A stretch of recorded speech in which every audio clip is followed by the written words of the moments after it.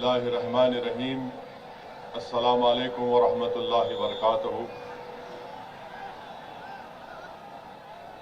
गुजरात के मजलिस इत्तेहादुल मुस्लिमीन के सदर मेरे भाई मोहतरम साबिर साहब, गोधरा के मजलिस के जिम्मेदार मुफ्ती हसन साहब और दीगर तमाम जिम्मेदारान,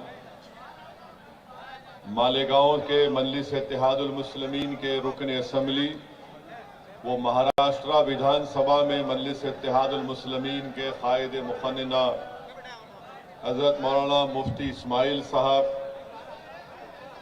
साबिका रुकन असम्बली जनाब वारिस पठान साहब, शहनशीन पर तशरीफ फरमा औरंगाबाद महाराष्ट्र के तमाम साबिका अरकान बल्दिया, महाराष्ट्र नांदेड़ से तशरीफ लाए मोहतरम जनाब सैयद मोइन साहब, मेरी इज्जतदार माँ और बहनों, बुजुर्गों, मेरे नौजवान साथियों, मेरी आपसे गुजारिश है कि जो मर्द हजरात खवातीन के सेक्शन के पास खड़े हैं, जरा वहां से हट जाए। वो मेरे अजीज दोस्तों और बुजुर्गों, मैं अपनी बात का आगाज करने से पहले आप तमाम को मजलिस इत्तेहादुल मुस्लिमीन के उम्मीदवारों का नाम मैं यहाँ पर पढ़ता हूँ और मेरी उनसे गुजारिश है कि वो खड़े होकर आवाम के सामने खड़े होकर वार्ड नंबर 6 से इसाक हाजी घांची साहब, वार्ड नंबर 7 से फैसल अब्दुल अजीज सुजेला साहब, वार्ड नंबर 8 से हाजी हनीफ खलंदर साहब, हफ्सा चिंतामन, वार्ड नंबर 9 से जाबिर भाई, रशीद भाई और हमारी मोहतरमा ताहिरा बहन, वार्ड नंबर 10 से सैयद जलालुद्दीन साहब, वार्ड नंबर 1 से सिराज भाई पठान साहब। मैं आप तमाम से अदबन गुजारिश करने आया हूं कि आप मजलिस इत्तेहादुल मुस्लिमीन के इन तमाम 8 उम्मीदवारों को कामयाब करें अपनी दुआओं से, और फिर 28 तारीख के दिन आप निकलकर अपने एक वोट का इस्तेमाल करें।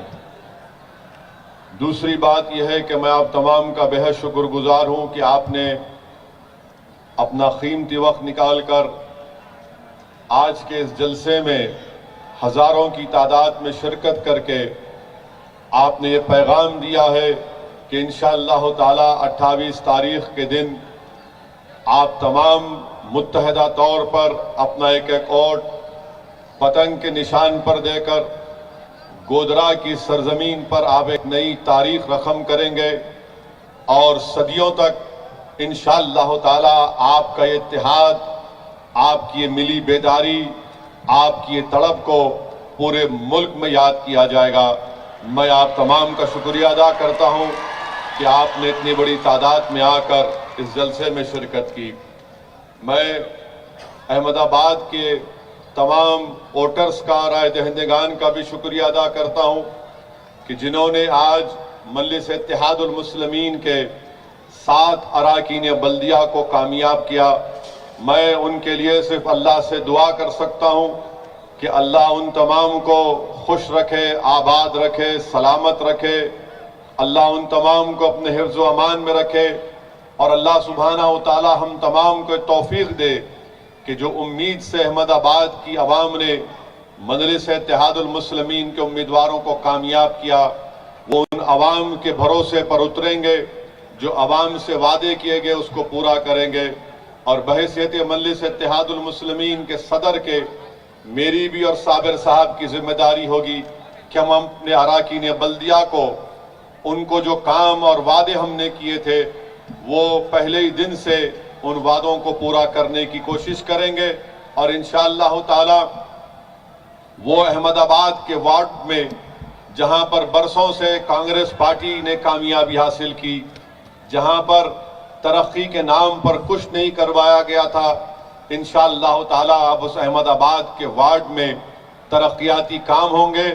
और मैं साफ और वाज़ेह तौर पर अरबाब मुजाज से भी कहना चाहूँगा कि अगर इख्तिदार की कुर्सियों पर बैठने वाले अहमदाबाद म्युनिसिपल कॉरपोरेशन में लोग ये समझेंगे कि पहले की तरह हमारे मुस्लिम अक़लियत इलाकों को नज़रअंदाज किया जाएगा, तो मैं बड़ी आजिज़ी के साथ उन तमाम ओहदेदारों से अपील करूंगा कि आपने कांग्रेस पार्टी से मिलकर या फिर किसी आज़ाद उम्मीदवारों से मिलकर आपने नूरा कुश्ती खेली होगी। अब नूरा कुश्ती नहीं चलेगी, दंगल होगा, हम मुकाबला करेंगे। तीसरी बात यह है मेरे अजीज दोस्तों और बुजुर्गों, हमारे मुखालिफीन मंजलिस के सवाल करते हैं गोधरा में कि आप 8 अपने उम्मीदवार को उतारे हैं और यहां पर तो 44 की कुल बॉडी है, 8 से क्या कर लेंगे।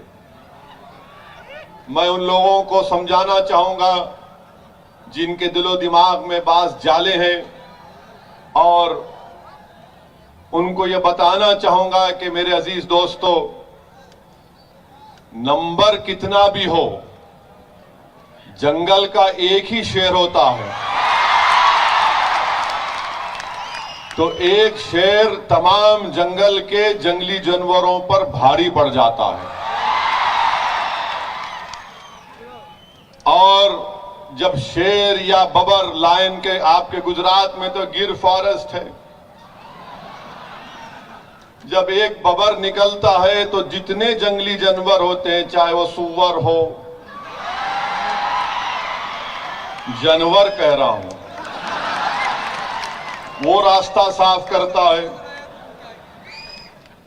गीदड़ हो, वो बोलता नहीं, बबर शेर के रास्ते में नहीं आ सकते। तो अब जब चलना बबर शुरू करता है तो हर कोई अपना अपना रास्ता नापता है। तो इस तरह का सवाल नहीं करते। हां, उन लोगों से करो आप जो नंबर देखते हैं। हम नंबर पर भरोसा नहीं करते, हमारा कभी नंबर पर भरोसा ना था ना कभी रहेगा। हम सिर्फ अल्लाह की जात पर भरोसा करके मुकाबला करते हैं और हमको अल्लाह ही नुसरत देगा, अल्लाह ही हमको कामयाब करेगा। और दूसरा ये इनका सवाल कि 8 लड़ रहे हैं, क्या करेंगे। मैं उन लोगों को बताना चाह रहा हूं कि मेरे अजीज दोस्तों, आप अगर गुलामी की जहनियत से आजाद नहीं होंगे तो आप हमेशा यही सवाल करेंगे कि 44 है, 8 जीते तो क्या करेंगे। पहली बात यह है कि मुझे यकीन है कि इंशाअल्लाह ताला 8 जीतेंगे, इसमें कोई दो राय नहीं है इंशाअल्लाह। और अगर आप इजाजत दिए तो मैं ऐलान भी कर दूं कि 8 के 8 जीतेंगे। आप बताइए, ऐलान कर दूं मैं? आप बताइए भाई। हमारी मां और बहनों से मैं अपील कर रहा हूं, आप सिर्फ हाथ उठाकर बता दीजिए कि हमारे उम्मीदवार पूरे 8 के 8 जीतेंगे। अब ये मर्द हजरात देख लो, खवातीन हाथ उठा चुकी हैं। अब आपकी जिम्मेदारी है कि वोट डालना है। अब ये सवाल करना कि 8 जीते तो क्या करेंगे। भारत की पार्लियामेंट में 540 लोकसभा है ना, बीजेपी के 300 से ज्यादा हैं, कांग्रेस के कटते कटते कटते गिरते गिरते गिरते 50 पे कितने हैं आगे बेचारे। मगर 540 की ऐवान में अगर 2 लोग खड़े हो जाते तो बीजेपी के सफों में परेशानी शुरू हो जाती। तो मालूम हुआ कि 500 के ऐवान में अगर 2 दमदार लोग जीत कर चले गए तो बीजेपी को परेशानी शुरू हो जाती कि अब ये शेरवानी दाढ़ी टोपी क्या बोलेगा।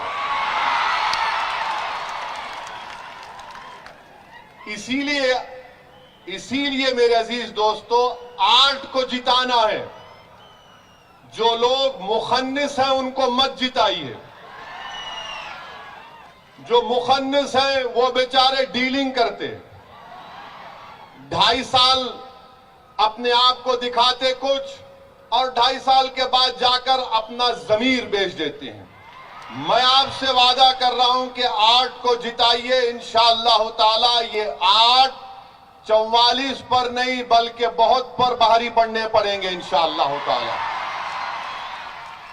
अब चौथी बात यह है कि आप जानते हैं कि गोधरा में खास तौर से मुस्लिम अक़लियत वाले बस्तियों में काम नहीं करवाया गया। एक रेल की पटरी की लाइन है, रेल की पटरी की इस तरफ सबका साथ सबका विकास दिखता है और रेल की पटरी की इस तरफ इन लोगों को उस पर विश्वास नहीं है। समझे ना बात, या और खुल के समझाऊं। इधर सबका साथ सबका विकास, जहां पर टोपी और बुर्का नजर आ वहां पर कोई विकास नहीं।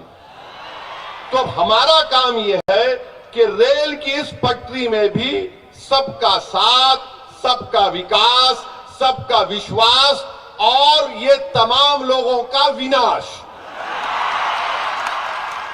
पॉलिटिकल, जिस्मानी नहीं, सियासी तौर पे। ये 28 तारीख को आपको अज़म और हौसला लेकर अपने वोट का इस्तेमाल करना है। आखिर क्या वजह है कि ट्रेन, जो आपके पास ट्रेन है, क्या नाम उसका, गरीब रथ और अगस्त क्रांति, क्यों नहीं रुकती गोधरा में? दाहोद में क्यों रुकती ट्रेन? वो यकीनन गोधरा में मुस्लिम अक़लियत है तो क्या हमारे हिंदू भाई नहीं है?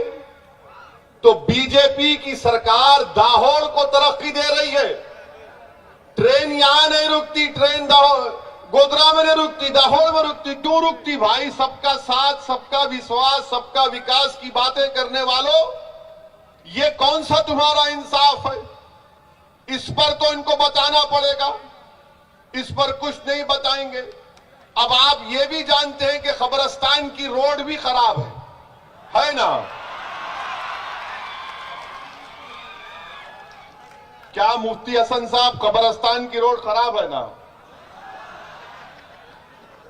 नहीं, ये पहली मर्तबा। खबरस्तान में तो सबको जाना है ना, कोई बचने वाला नहीं है, कोई जाता, सबको दुनिया छोड़कर जाना है।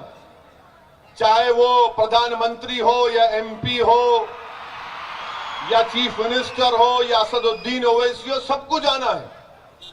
मगर ये पहली मर्तबा मालूम हुआ कि कब्रिस्तान की रोड खराब है। हम समझते थे कि कब्रिस्तान की खबर में खराब होगा मामला। इन्होंने पहले ही से हमको आखिरत की याद दिला रहे। क्या दिमाग है प्यारे तेरा। अब तुमने हमारी कब्रिस्तान की रोड को कब्रिस्तान की रोड को खराब कि हम तुम्हारी जिंदगी की रोड में गड्ढे डालेंगे, खड्डे डालेंगे इंशाअल्लाह। अब गोधरा की जनता 28 तारीख के दिन उन लोगों से आपको जवाब देना है जो जीत कर तो गए आपके वोट पर, मगर उसके बाद इन तमाम इलाकों को नजरअंदाज कर दिया, जहां पर कोई तरक्की के काम नहीं करवाए, कोई डेवलपमेंट का काम नहीं हुआ। अब मजलिस आई है तो पूरे के पूरे बांकड़े पहलवान मिल चुके हैं। कांग्रेस पार्टी हमारे हिंदू भाइयों के इलाकों में वहां पर अपना पार्टी का बी फॉर्म देती है और यहां पर मुस्लिम इलाकों में उनको कहती नहीं, तू कांग्रेस का नहीं है, तू आजाद है। नरेंद्र मोदी भी वही करते हैं। क्या करते हैं? यहां पर मेरा प्यारा है और यहां पर बोलते तू आजाद बन के जा, अगर तू धोखा दे दिया तो जीत के मेरा प्यारा बन जा। तो इन आजाद को पहचानिए, हमको इन आजादों को पहचानना है जो आजाद नहीं है, जो बीजेपी और नरेंद्र मोदी के गुलाम हैं, अपना जमीर बेच चुके हैं, वो आ रहे हैं। अभी हमको बताया गया कि काफी दौलत भी खर्चा कर रहे हैं। ये आजाद के पास इतनी आजाद ना दौलत है, माशाल्लाह। अगर ये दौलत खर्चा कर रहे हैं तो उनसे कहिए कि भाई तू जिससे पैसा लिया उसने गुजरात में पेट्रोल और डीजल को 88 रुपीस पर लीटर कर दिया। डाल मेरी गाड़ी में पेट्रोल, और तू डालेगा पेट्रोल जरूर, मगर वोट पड़ेगा पतंग पर जो आसमान पर लहराएगी 28 तारीख को इंशाअल्लाह।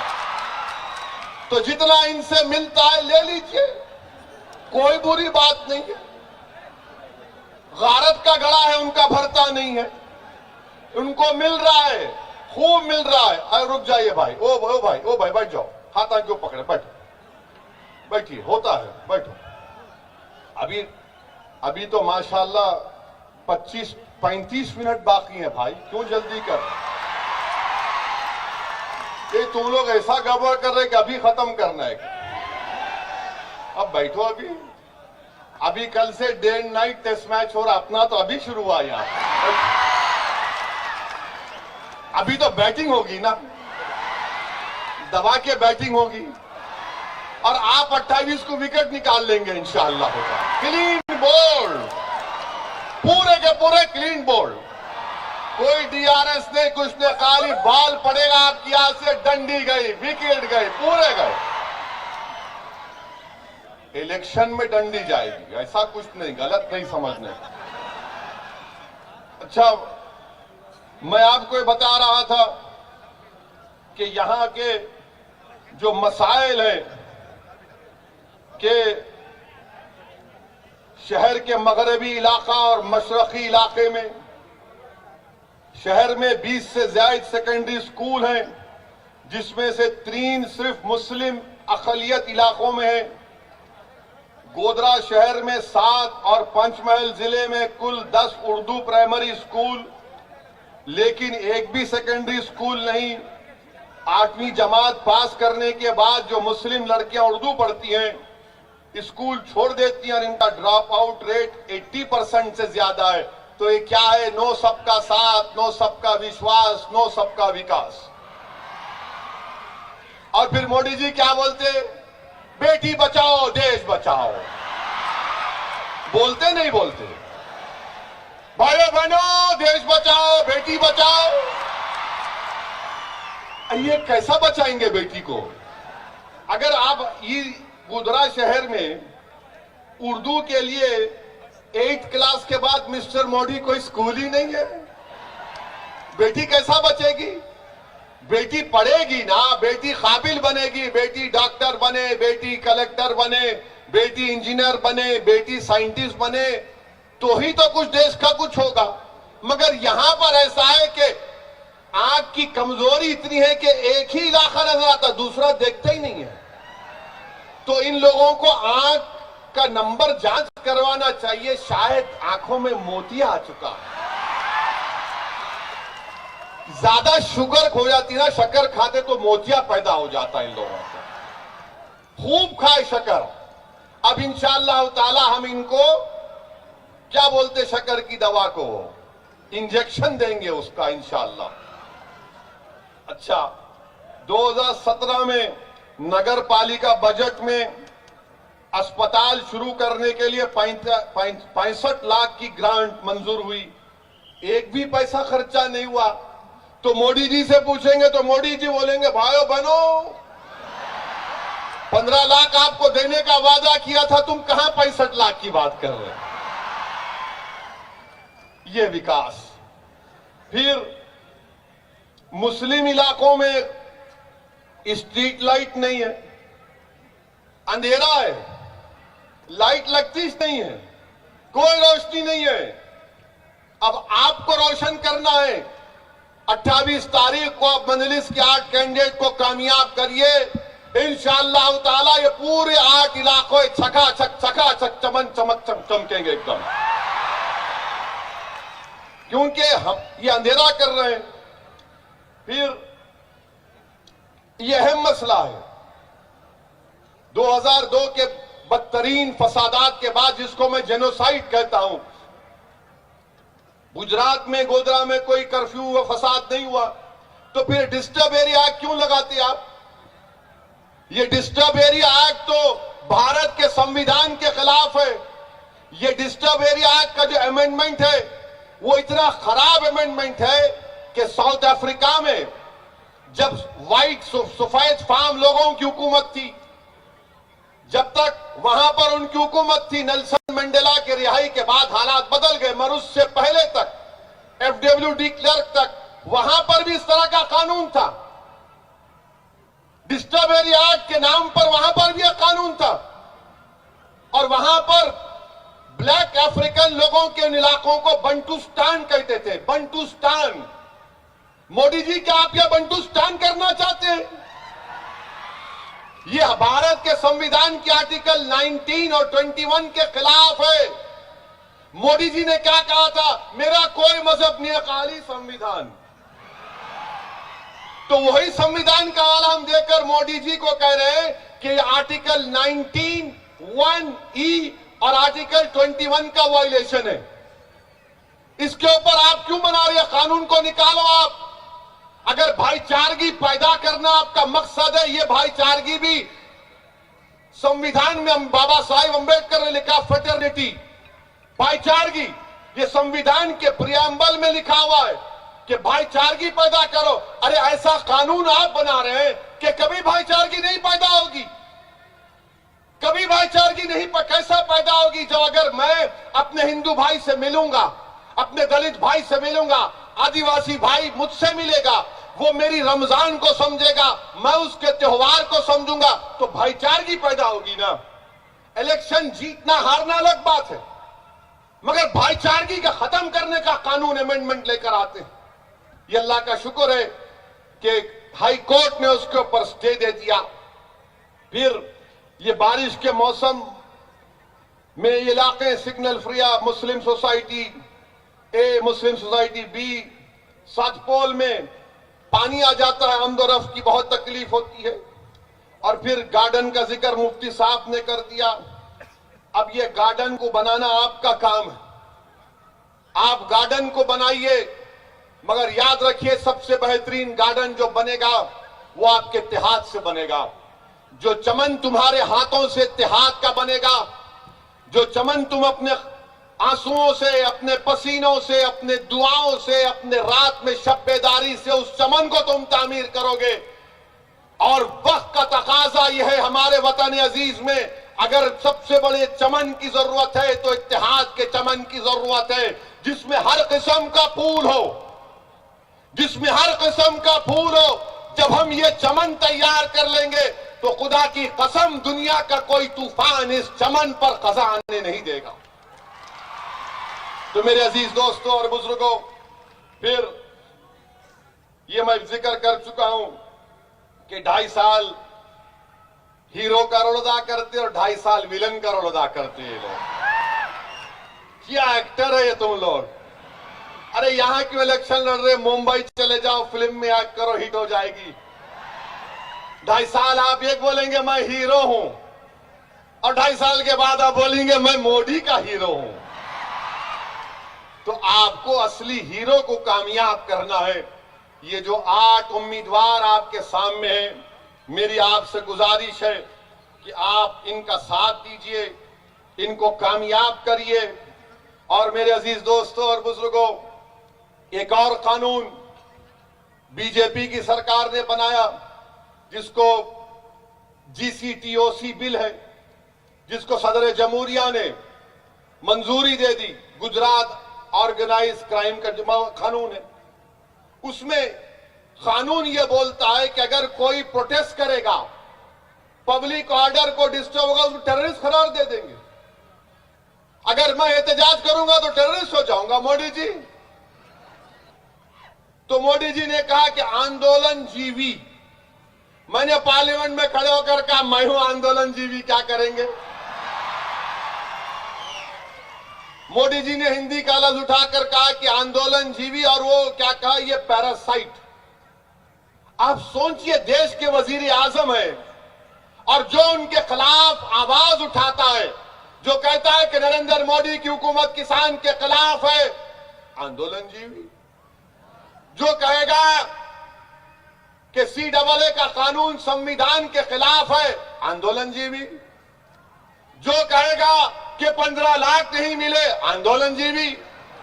जो कहेगा कि पेट्रोल और डीजल 88 रुपीस हो गया, आंदोलन जीवी। जो कहेगा कि Modi ji disturb areas act article 1921 का वायलेशन है, आंदोलन जीवी। यानी मोदी के खिलाफ जो कोई बोलेगा वो आंदोलन जीवी है।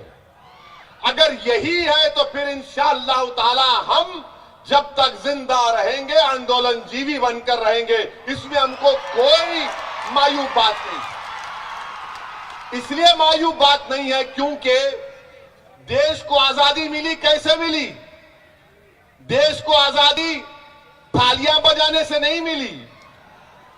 देश को आजादी सिर्फ हुक्मरानों के जिंदाबाद के नारों से नहीं मिली।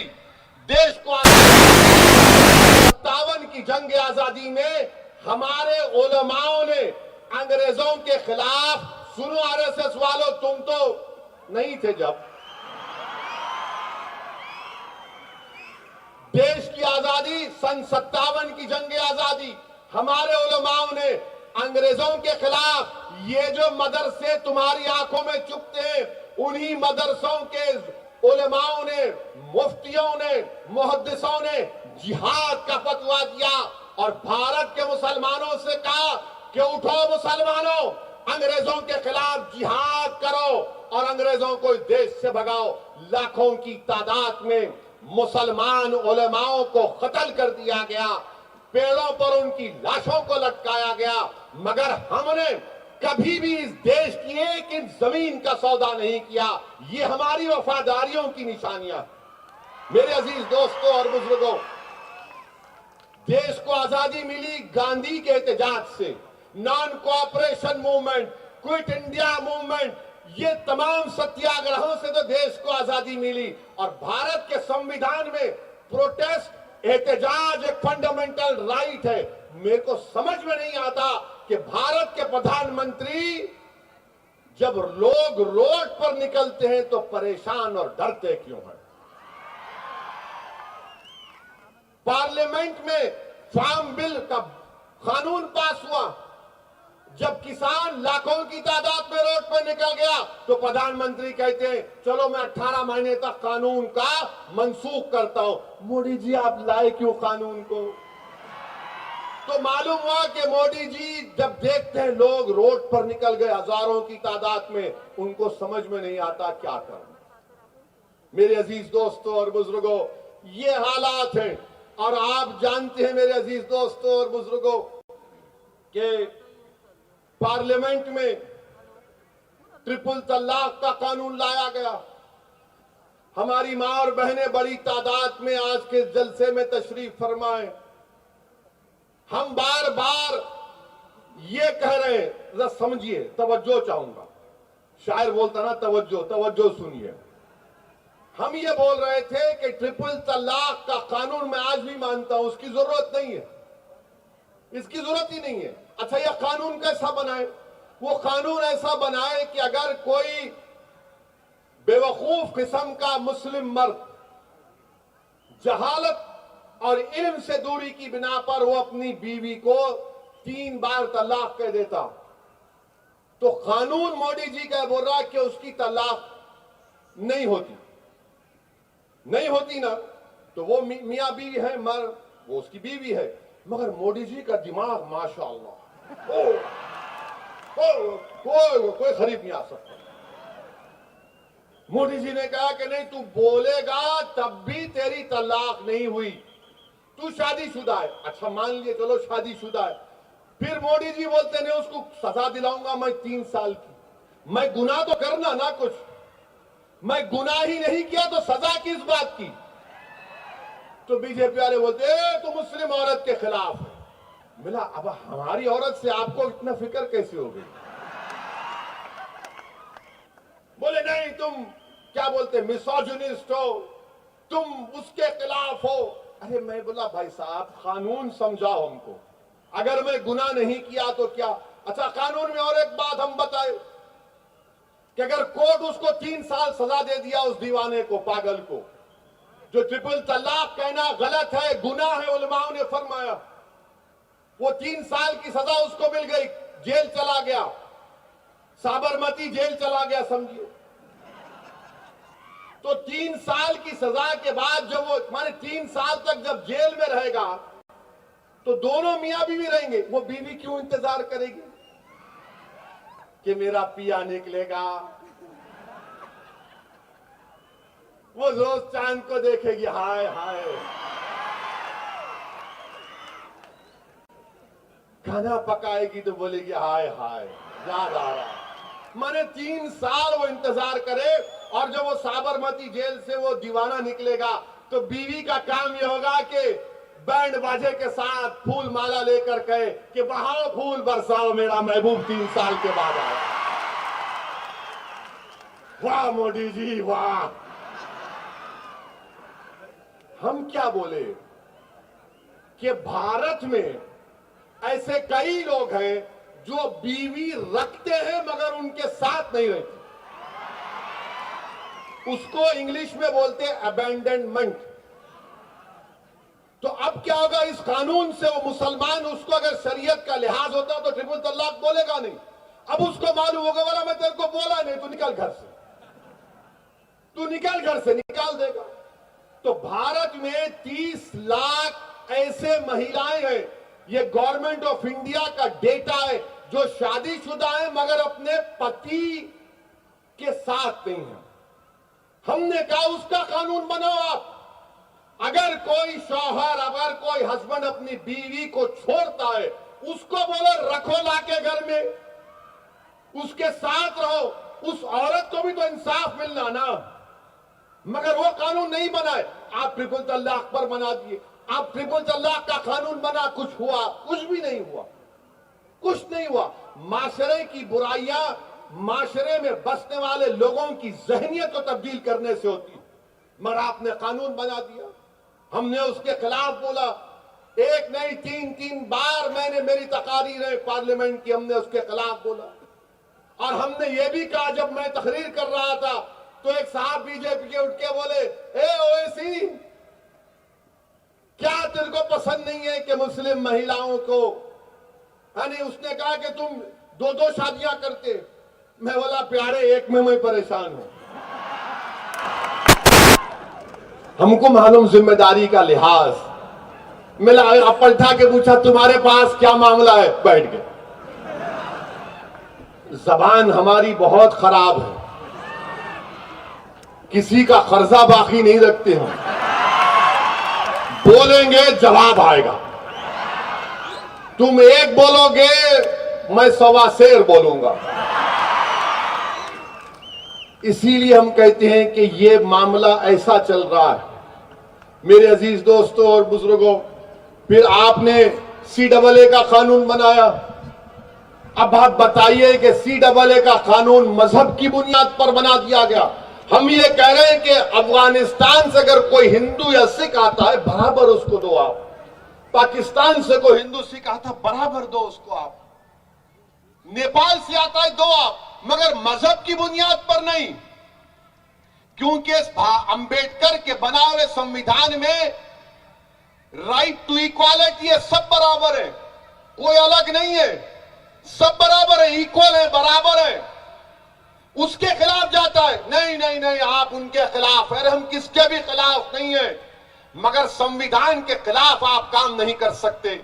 पूरे भारत के पार्लियामेंट में हमने दलाइल के साथ मजलिस इत्तेहादुल मुस्लिमीन ने अपनी बात को रखा, और मैंने अपनी तकरीर में अपने अख्तिताम से पहले मैंने कहा कि जनाब स्पीकर साहब, महात्मा गांधी ने सफेद फाम हुकूमत के गलत कानून के खिलाफ, गांधी ने उस कानून को फाड़ा था। मैं भी आज पार्लियामेंट में इस कानून को फाड़ता हूं और इसको हम रिजेक्ट करते हैं।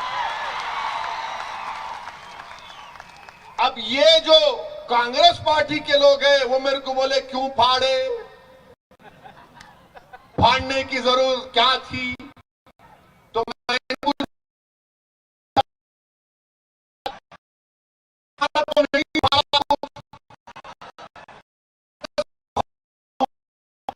को फाड़ा हूं क्योंकि गांधी ने सिखाया था, जो तुम भूल गए मुझे याद है।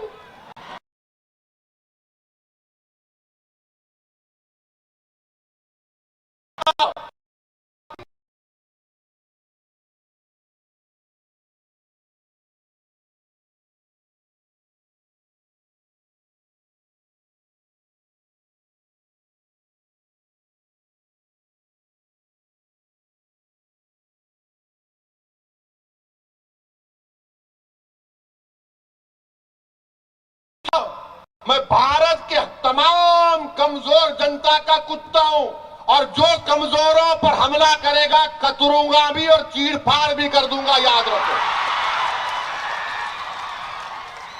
बोले ये क्या बात है? बोले हाँ यही तो काम है। हवा वोट डाली तो जीत के आया, वरना मुझे कौन पहचानता था। अगर आप बोलते मुझे 20 साल पहले कि कोई हैदराबाद से एक शख्स आएगा गोधरा को, तो आप बोलते हैं जा चल बहुत फेंक रहा, चल फाड़। लंबी लंबी छोड़ने की आदत हो गई तेरे को भी उनकी तरह, समझ गए ना, उनकी तरह। ये अल्लाह का करम है।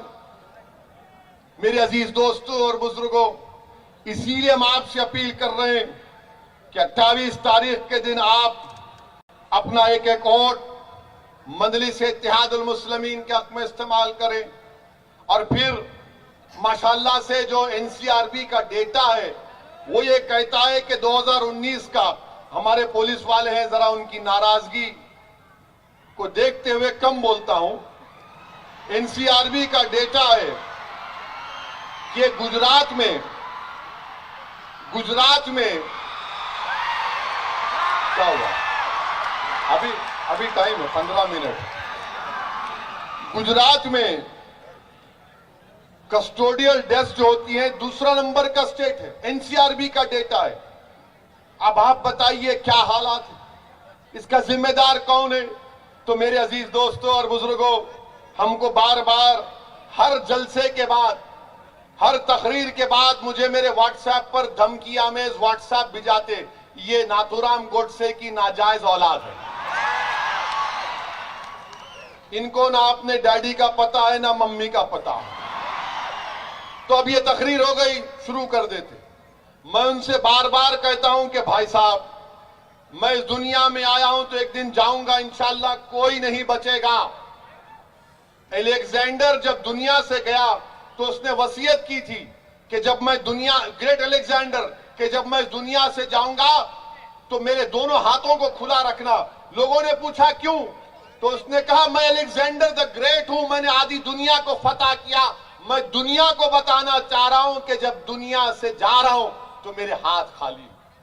हम भी जाएंगे, कौन उसमें बड़ी बात है, जाएंगे आप और हम जाएंगे ना। ये दुनिया तो एक मुसाफिर है, आप और हम और आप तो मुसाफिर हैं। कि रहमतुल्लाह अलमीन सल्लल्लाहु अलैहि वसल्लम ने फरमाया कैसा मुसाफिर जो थक कर पेड़ के नीचे बैठा है। वो जो दुनिया है वो तो बाकी रहने वाली दुनिया है, तो इस दुनिया से जाना है। इसीलिए अल्हम्दुलिल्लाह मेरे पास कोई सिक्योरिटी नहीं लेता हूं मैं, कोई नहीं। और अगर कोई सुन रहा है उसको अगर ये शौक है कि इसको कुछ करना है तो प्यारे हाजिर हूं।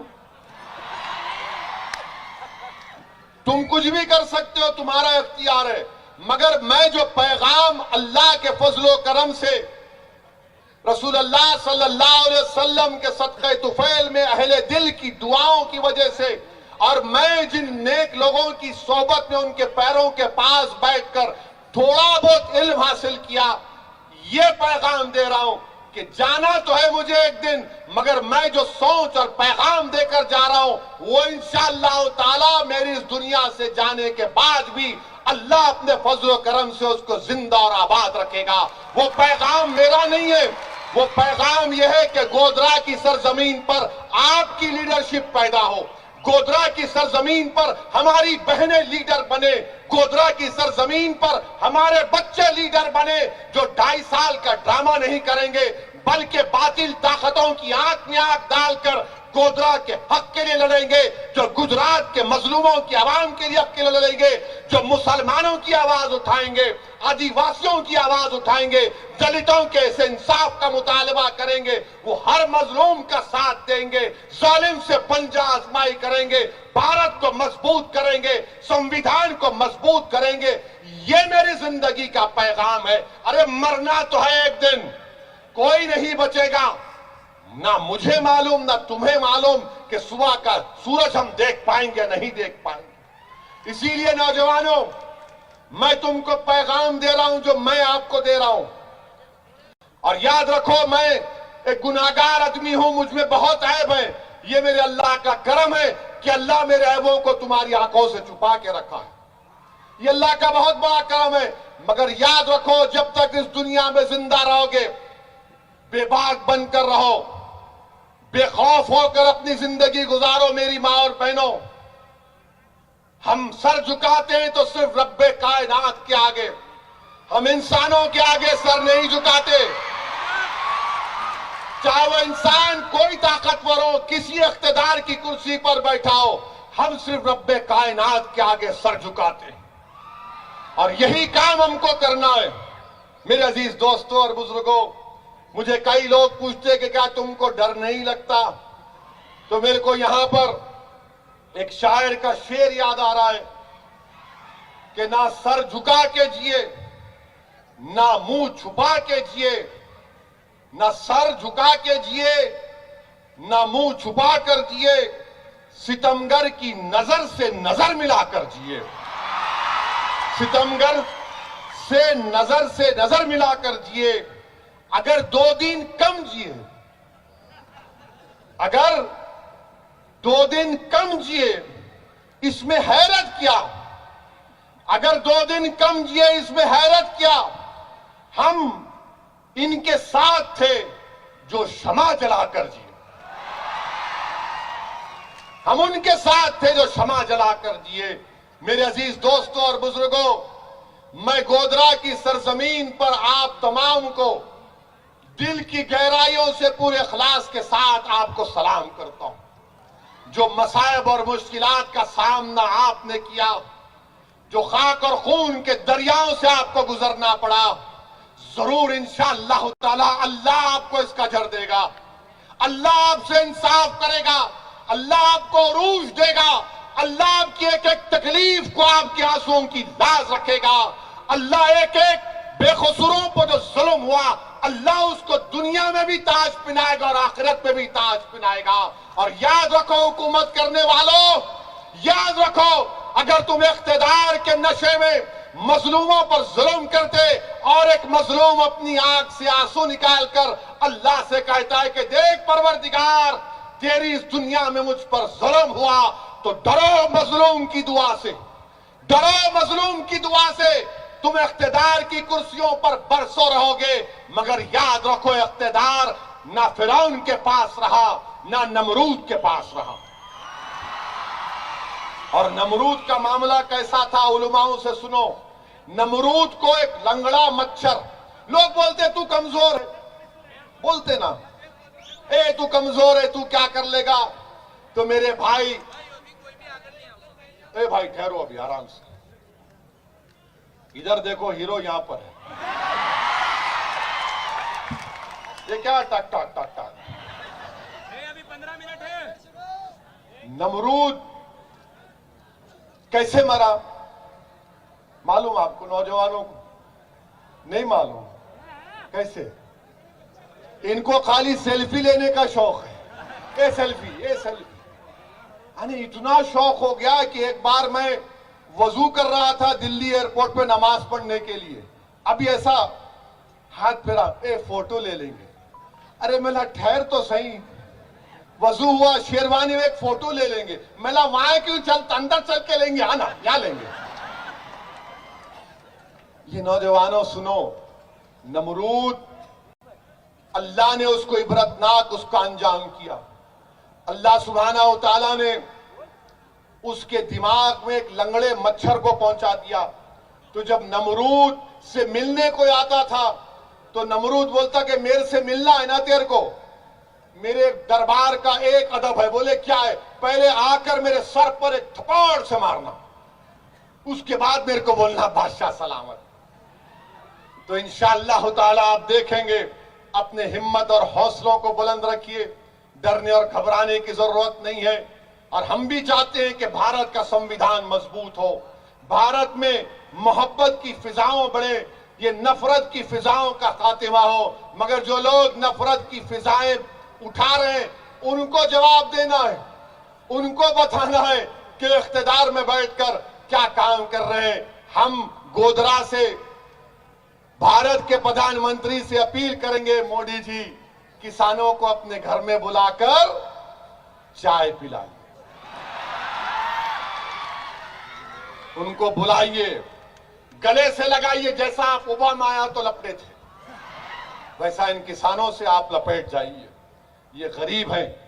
हाँ, आप इलेक्शन जीते, मगर याद रखिए वो किसान जो तड़प रहा है, मोदी जी बुलाइए। आप भी तो गरीब परिवार से ऊपर गए हैं ना, उन किसानों को बुलाइए, उनको बात करिए, उनसे पूछिए। और हम प्रधानमंत्री से ये भी कहना चाह रहे हैं कि मोदी जी, कोविड के बाद तो आप कोई फॉरेन कंट्री को नहीं जा सके, ये जोक है। प्रधानमंत्री नहीं बोले मन की बात में जोक करना, बोले ना कभी कभी। तो प्रधानमंत्री से हम बोल रहे जोक के तौर पर, आप तो 1 ईयर से फॉरेन कंट्री नहीं गए। मोदी जी जरा अपने घर से निकल के सिंगूर चले जाइए, वो भारत का हिस्सा है, हेलीकॉप्टर में चले जाइए, उनको बुलाइए, बात करिए। ये गरीब है। और मोदी जी, आपसे मैं मुतालबा कर रहा हूं, ये क्यों जुल्म पेट्रोल डीजल का? आप 38% टैक्स क्यों ले रहे भाई? आप उसको 28% कर दीजिए। 88 रुपीस पर लीटर है। आप बोल दीजिए कि दिल्ली की सरकार मित्रों 10 रुपये कम कर रही है और गुजरात की सरकार 5 रुपये कम कर रही है। देखिए गरीब को कितना फायदा होगा। मगर कुछ फायदा नहीं हो रहा, पेट्रोल बढ़ते जा रहा, डीजल बढ़ते जा रहा। मगर ये जो बीजेपी के चाहने वाले हैं, बिल्कुल कुछ नजर नहीं आता उनको। मैं हैदराबाद में अपने हैदराबाद में अपनी गाड़ी को पेट्रोल डला रहा था, तो एक बीजेपी के आरएसएस के बड़े सीनियर लीडर आए। मेरे क्या हुआ इसे इतना महंगा पेट्रोल? मेरा मेरे को बोल रहे आप? बोले हाँ। मेरा वो देखो पोस्टर। बोले क्या है? मेरा देखो तो सही। वो देख के मुंडी पलटा लिए। मेरा देखो क्यों चुप रहे? उसमें मोदी जी खड़े थे। ये हाल हो गया हमारे देश का। मेरे अजीज दोस्तों और बुजुर्गों, 28 तारीख के दिन आप अपने वोट का इस्तेमाल करिए। मैं अपनी माँ और बहनों का भी शुक्रगुजार हूं कि आपने अपना कीमती वक्त निकालकर आज के जलसे में शिरकत की। इंशाअल्लाह ताला अब गुजरात आए हैं, अब गुजरात के हर जिले में, हर शहर में जाकर मजलिस को मजबूत करेंगे। आप तमाम